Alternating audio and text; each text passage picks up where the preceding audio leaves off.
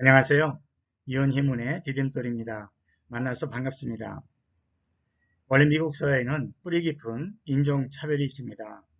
그런데 지난 2년 동안 코로나 바이러스가 중국에서 퍼지기 시작했다고 해서 특별히 동양인에 대한 차별과 박해가 또 폭력 사태가 두드러지게 많이 있었습니다.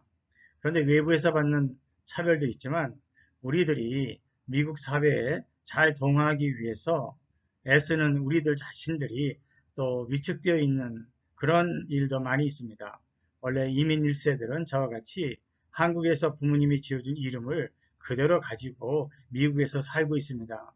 미국 사람들이 그런 우리 한국 이름을 참 발음하기 쉽지 않게 여기죠. 그래서 때로는 우리가 많이 불편해 할 때가 있습니다.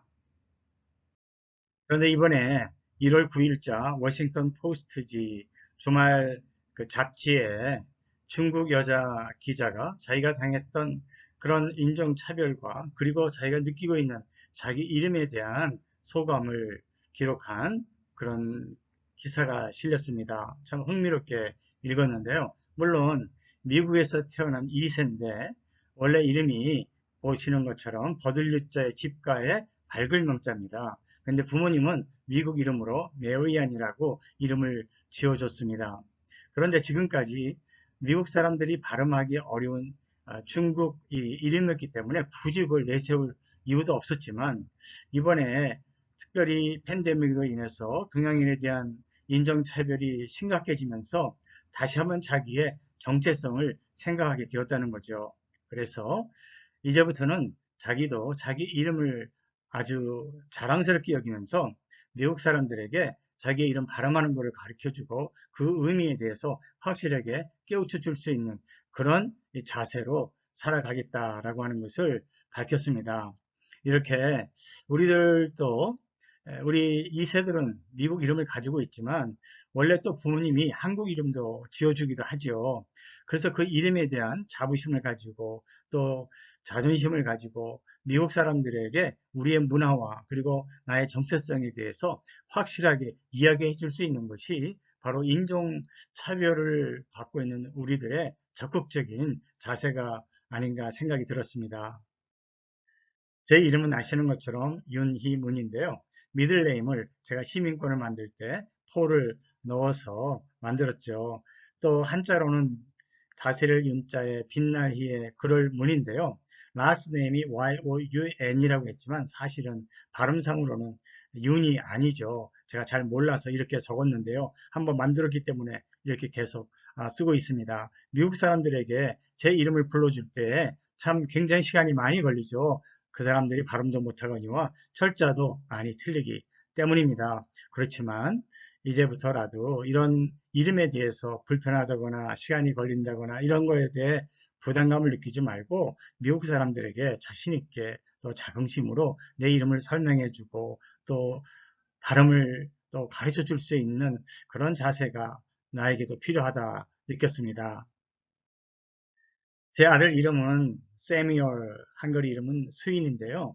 지금 뉴욕시티에 살고 있습니다. 메디슨 스퀘어 팍 아주 가까이 살면서 그 공원에 있는 벤치를 하나 기증했습니다.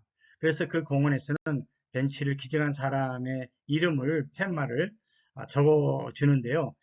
원하는 대로 붙여줍니다. 그런데 우리 아들이 자기 아들, 우리 손자죠? 마일스 보검 윤을 이렇게 적어 놓았습니다. For our son, Miles 보검윤. 보검은 성령의 검이라고 해서 우리가 함께 한글 이름으로 적어주었는데 또 거기 밑에다가 여호수아 1장 9절이라고 성경 말씀까지 적어 놓아서 저희들이 얼마나 자랑스럽게 여겼는지 모릅니다. 이 벤치와 그리고 이 네임 태그는 영원히 이 벤치가 있는 한, 그 공원이 있는 한 계속 여기에 이렇게 머물러 있을 겁니다. 그래서 우리 한국 사람으로서 또 한국 이름까지도 자랑스럽게 여기면서 이렇게 벤치에 남아있을 그런 이 네임태그를 생각하니까 참 너무 자랑스럽고요. 또 마음이 기뻤습니다. 성경에 보면 하나님의 이름도 아주 많이 나오죠. 그 중에서 가장 많이 나오는 하나님의 이름이 야훼, 여호와라고 하는 이름이죠. 히브리 말은 하나님의 이름을 마음대로 부를 수 없도록 모음을 쓰지 않고 자음자만 적게 되어 있습니다. 그런데 야훼, 여호와라고 하는 이 하나님의 이름에는 아주 특별한 뜻이 있어요. 여호와라고 하는 야훼라고 하는 이 히브리 말에 네 글자가 있는데요. 그 첫 번째 글자가 손이라는 말이고요. 두 번째 글자가 창문, 보다라는 그런 뜻이 있고요. 또 세 번째가 못이라고 하는 뜻입니다. 그리고 마지막에도 또 보다라고 하는 똑같은 그런 자음자로 야훼가 구성되어 있는데요. 이 뜻을 해석해 보면 손을 보라. 근데 뭘 봅니까? 못이 박힌 손을 보라라고 하는 뜻이 아닙니까? 그러니까 어쩌면 벌써 구약 성경에서 말씀하는 하나님의 이름 여호와는 예수님께서 이 땅에 오셔서 십자가에 달리셔서 손에 못이 박히신 구세주로 오시는 하나님을 이미 이 속에, 이 여호와 이름 속에 담고 있다는 것을 우리가 알게 됩니다. 우리에게는 그리스도인이라고 하는 이름도 또 있지 않습니까? 사도행전에 보면 안디옥 교회의 교인들을 그때 사람들이 그리스도인이라고 처음 그렇게 불러 주었다고 합니다.